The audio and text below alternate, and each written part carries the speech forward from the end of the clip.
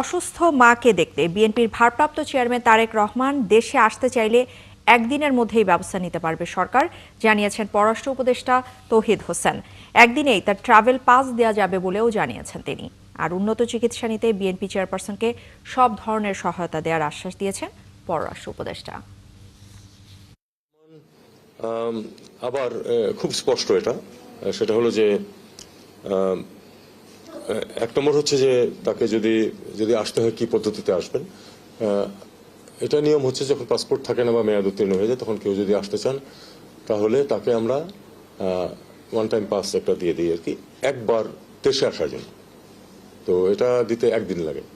কাজে এটা উনি যদি আজকে বলেন যে উনি আসবেন, আগামীকাল ওনাকে আমরা এটা দিয়ে পরশুদিন উনি প্লেনে উঠতে পারবেন, কোনো অসুবিধা নেই।